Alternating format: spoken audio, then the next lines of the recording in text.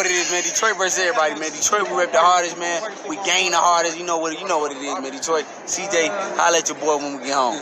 Make sure to check out our sponsor, Cell Phone Buyers Recyclers. They want to buy your cell phone, old, broken, or you're just trying to get rid of it. You can contact them right at the number on the screen, text or call. Also, their social media and website is in the description if that's more convenient.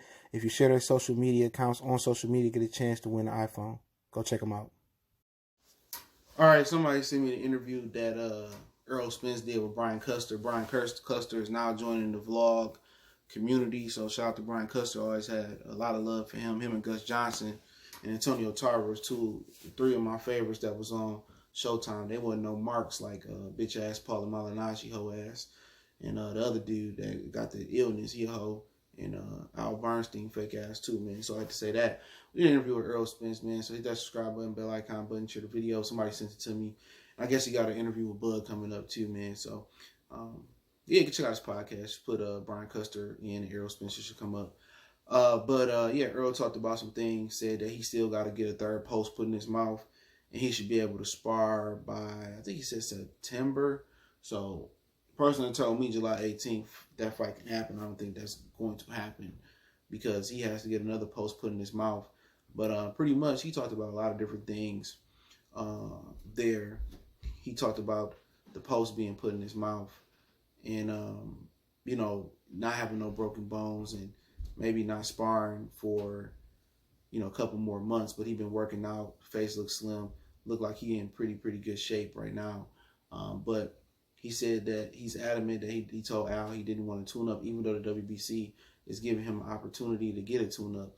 You know, a lot of the fighters that have been active, they can go up a weight class or get an intern fight. So, you know, he got that opportunity to do so, but he said he don't need one, even though his mom and his dad and Brian Custer told him he should take a tune-up. He said he want to get back into the fire and he want to get back in the mix of things, and said that he may only have 3 more fights left at the welterweight limit. He said he hoped those 3 fights with Danny Garcia, Manny Pacquiao, and Terence Crawford. Okay, but like I said before, you don't know until you know. You know, he said he been locked in, he been focused during the pandemic. He been, you know, working out. He been drinking nothing but water. He in the 160s. So he may not have a fight until September, probably. He said in October, November, excuse me. So I think with this news about, you know, him not being able to spar until that third post get put in and taken out, you know, Danny Garcia may have to wait a while. You know, but what he also is missing is that he has an IBF mandatory, the intern fight that has to happen next after this fight. So they say 90 days, depending on when does Sergey Derevchenko, but Sergey Lippiets and Qdoba, the guy, I can't pronounce his name, Qdoba who beat Luis Collazo last. So he got that fight too. So, you know, if he's doing 3 fights at welterweight, it's probably going to be the Danny Garcia, the IBF title, and then it's probably going to be the split between Manny Pacquiao and Terence Crawford. Before we get into that talk, I'll leave that for the end of the video. Custer asked him a very important question. He asked him, you know, a lot of people say you hang around with Tank and Broner, they're bad influences. Do you guys have any talks about, you know, basically trying to change your life up and you know, try to fly straight and be more focused? And he said, yeah, him and Broner had those conversations, and that it's hard though when everybody want a piece of you and women want to lay with you, and you know, everybody wants your time. And he kind of talked about the struggles of having status, and he really ain't reached the status that Broner reached. You know what I'm saying? Broner, you know, reached the status where he was hanging with Dave Loaf. He was hanging with, you know, different rappers and celebrities, and he was a mini crossover with Floyd Mayweather. I don't think Errol Spence have crossed over like that yet. Errol Spence still like a local superstar in Dallas. Broner been there, done that in Cincinnati. Broner, you know, was partying and just doing crazy things, and that's the dude that he do probably need to lean on, because Broner could tell him the traps of the industry. You know what I'm saying? And as Errol Spence continue to rise, he's going to be invited to do those things. He's going to be invited to do those things and party with those guys, and that definitely can knock off your focus. You feel what I'm saying? And you know, he talked about that, man. Not so much Tank, but he just talked about Broner and him discussing the pitfalls and the traps that come with money and fame. And he ain't even reached the fame part yet. And he talked about, that kind of being his wake up call to be more focused and, to kind of get back on track. Because, one thing you got to do is be able to admit that you're wrong to be able to move forward and progress. And he sound like he's doing that, saying that he was moving too fast, and basically he needed that wake up call to get back on track. He wasn't diligent in his training. He was talking about another interview where he was eating like junk food and training and stuff, and he said he on point right now, and and I put, you find that at Brian Custer channel. I forget what it's called, but you'll find it. Just put Brian Custer and Errol Spence in. But it just seemed like he knew what he seemed like he knew what he was doing was wrong. But my whole thing is this: he said he needed the pandemic to get tunnel vision, right?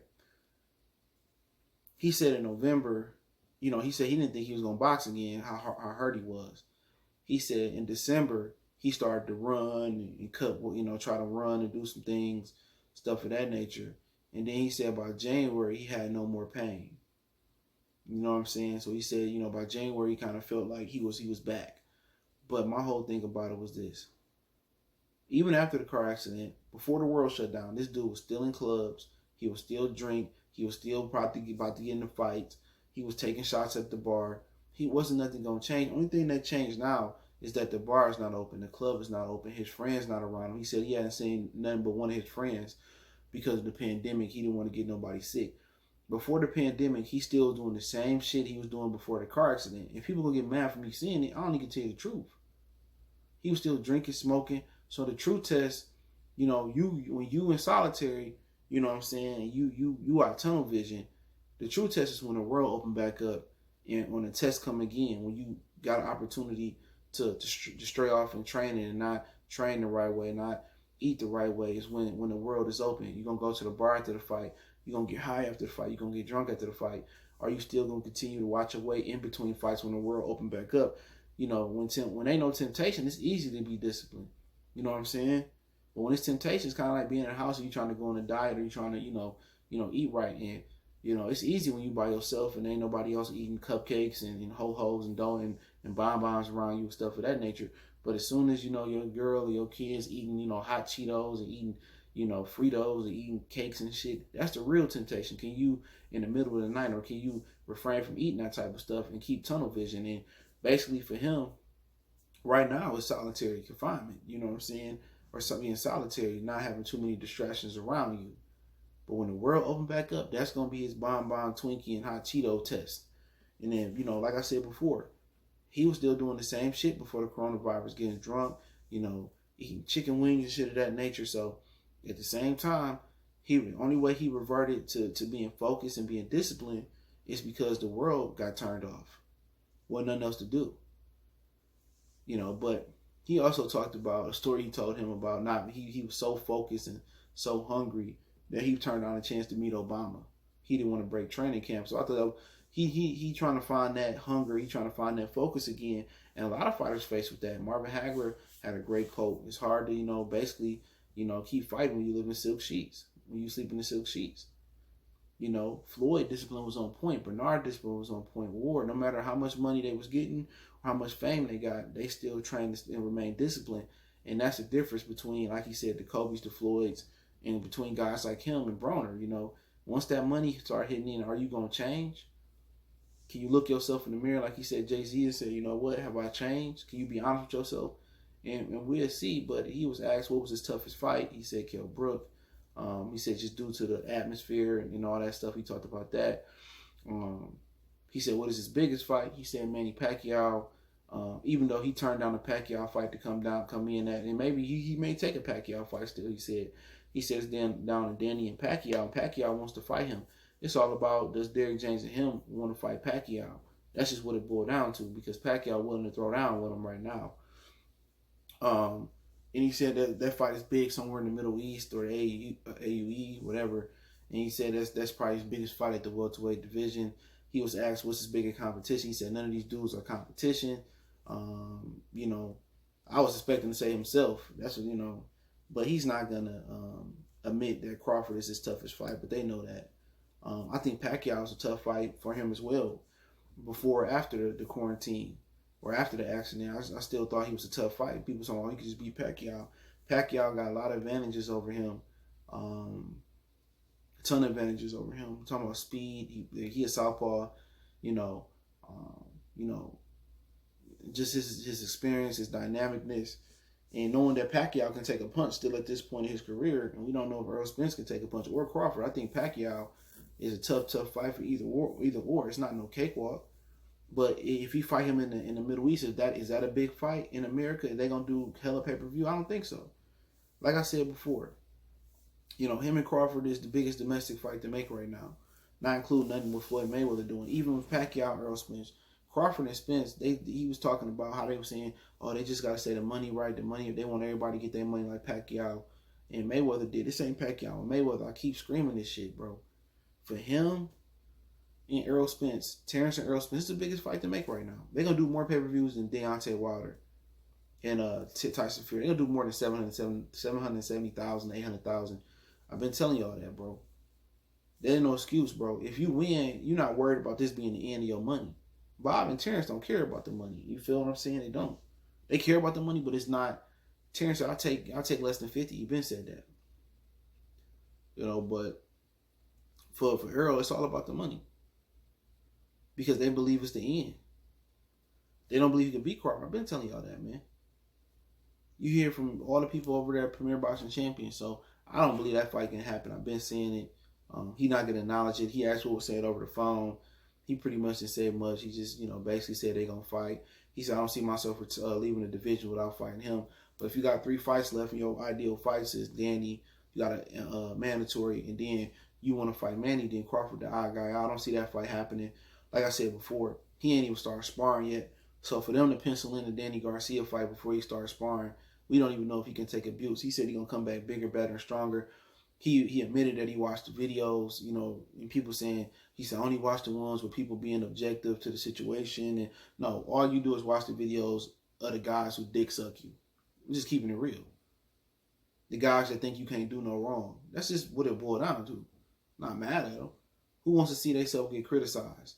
If anything, when people criticize me, it motivate me. It don't really make me no difference because ain't nobody, financing where I live at. You feel me? Ain't nobody, they're not shitting what I eat.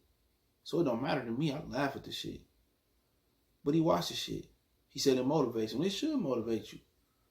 But like I said before, you ain't even sparred yet. So I didn't even know if you could take punishment on your mouth.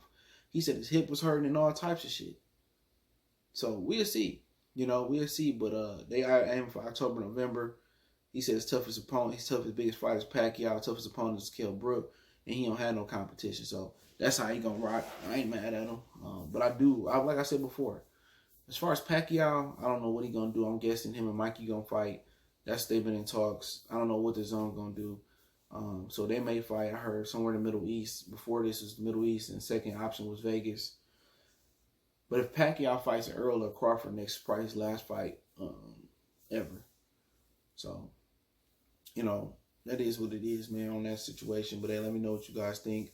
Don't forget me on Facebook, Instagram, Twitter. You can reach out if you got business question, inquiry, sponsorship, video requests. Keep sharing the videos. Want to make a donation to the channel? Cash App, PayPal description. And shout out to I think it's Junior S. Instagram. Send me the interview. So shout out to him. Appreciate it. Share the videos. One time for the one time we gone.